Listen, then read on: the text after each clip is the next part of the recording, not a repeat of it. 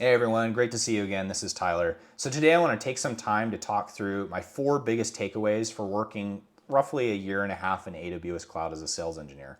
So you're probably thinking this is going to be a technical conversation. I'm going to talk about certs and all that. I hate to disappoint you. I'm not going to talk about any of that. I think the things that I am going to talk about are a lot more fundamental though, and are going to be helpful to you as an engineer and as a professional in this field. So if you're still interested, let's get started.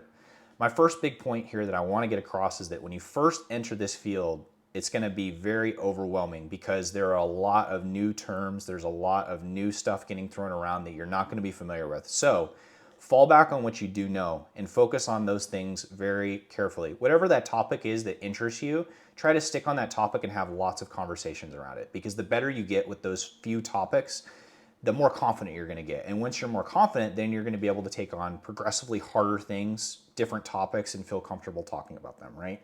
And being able to add those new topics into conversation is what's going to eventually grow you. So it's really important to get a solid foundation. My second point that I like to get across is be patient, not just with yourself, but also be patient with the problems you're trying to solve. And what I mean by that is when you have new customers, you're going to have to go through a whole discovery process with them about the problems they're trying to solve.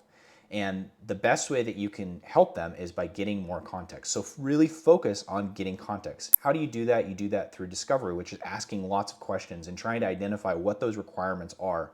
If you're not spending a lot of time trying to get requirements, you're going to end up missing stuff, and then it's going to frustrate you because you're solving a problem that really isn't the problem.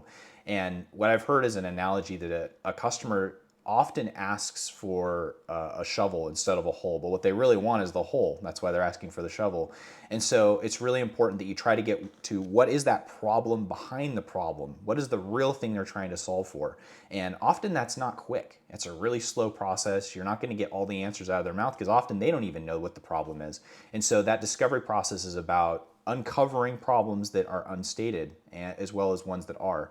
So it's important, like I said, be patient because that process takes a while. And then even when you're maybe 60 to 70% of the way through it, you're like, sweet, I finally figured it out. You often run into new problems and you're just going to have to keep working on it until you get through it. So as I said, be patient. My third point is don't try to solve all the problems. Just solve the one that's right in front of your face. As engineers, I think we have a tendency to see lots of problems and try to address them all, but it's really important, especially as a sales engineer, that you focus on the one that's right in front of you.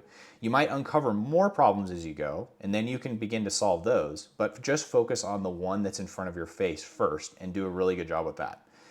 Also, when you run into a wall, be very quick to ask for help.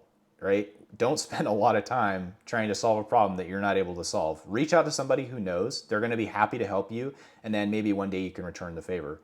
And this is more in the spirit of helping the team win, but make sure that you're collaborating often because it gives you exposure to other people that know a lot more than you about certain topics, and also gives them exposure to you and the topics that you're familiar with. So that way, when you have a complex deal that requires a lot of different people, you know your different strengths and weaknesses, and you know who the right people are for the call.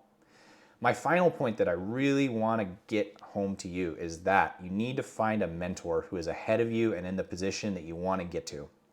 And this can be kind of tough because often, we're trying to find a person that we're going to relate with, but it's really important that you find a person that is ahead of you and doing the things that you want to be doing in 5 to 10 years down the road. Right? And I think one of the best ways to do that is to find a person that has common principles with you and is objectively successful. And what I mean by all that is that those principles you have, those professional and personal principles, it's going to make it a lot easier for you to understand each other and communicate if you have the same principles.